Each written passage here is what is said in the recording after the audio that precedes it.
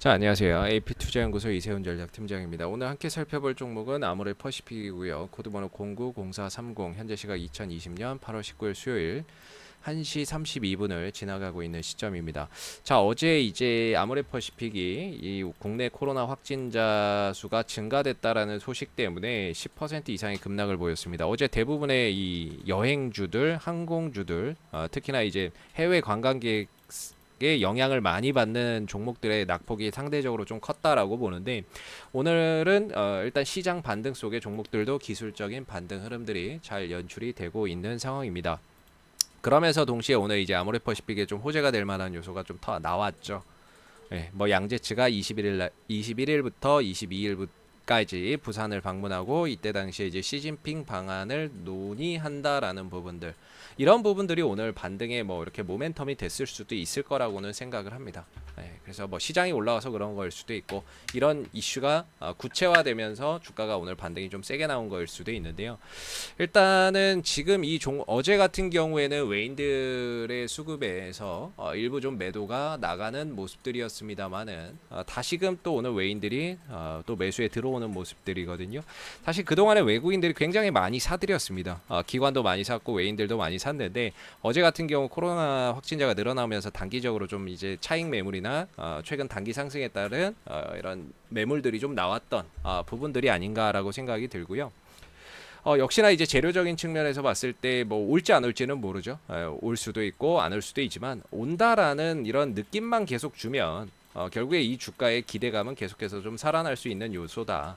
거기에 더불어서 외국인들 수급까지 들어온다면 안 갈 이유는 없다라고 생각은 합니다. 단 이 종목 같은 경우는 이전에도 말씀드렸지만 실적이 뒷받침이 되지 않습니다. 결국에 기대감만으로만 움직이는 거거든요. 그 전에도 말씀드렸지만 실적이 계속 감소를 하고 있는 회사예요.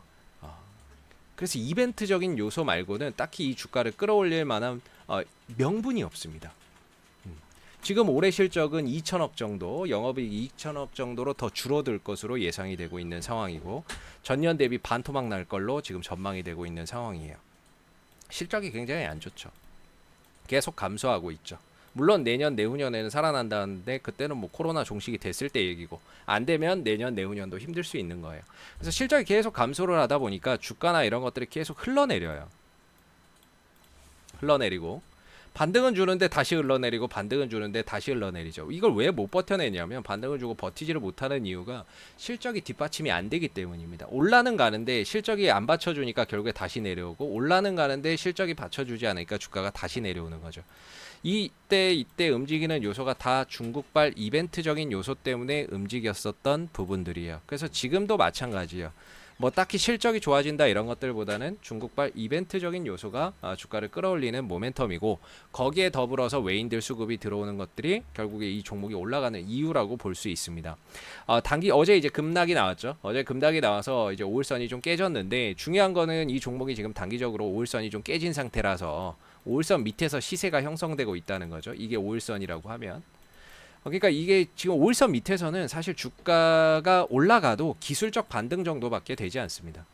그 반등 이상의 의미를 두기가 어렵고, 방향을 틀려면 주가가 5일선 위로 올라타야 돼요. 그래야 이제 방향이 바뀌는구나 이렇게 생각을 해보는데, 지금 5일선 깨지고 올라는 가는데 5일선에서 정확히 부딪혔죠.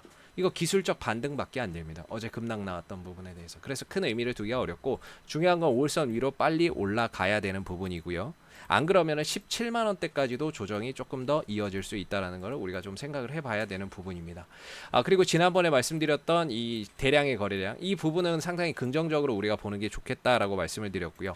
왜냐하면은 이때 형성됐었던 가격을 크게 훼손하지 않는다면 이 거래량 자체는 우리가 지금 시점에서 긍정적으로 보는 게 맞다라고 보여지고, 이동평균선이나 이런 것들도 다 수렴이 되어 있는 상태이기 때문에 기술적으로는 역배열에서 정배열로 돌아가는 초입 국면이다라고 볼 수 있을 것 같아요.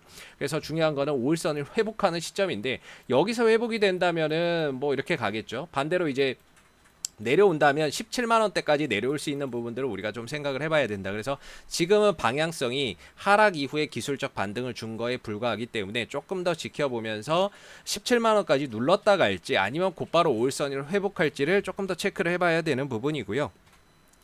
재료나 이런 것들, 시진핑 주석의 뭐 방한 가능성 이런 것들은 여전히 지금 시점에서 봤을 때는 충분히 가능한 상황이기 때문에 좀 더 뭐 주가나 이런 것들이 내려왔을 때는 뭐 17만 원대까지 만약에 내려온다면 저가 매수의 기회가 좀 될 수 있는 그런 가격대가 아닐까라고 생각이 듭니다.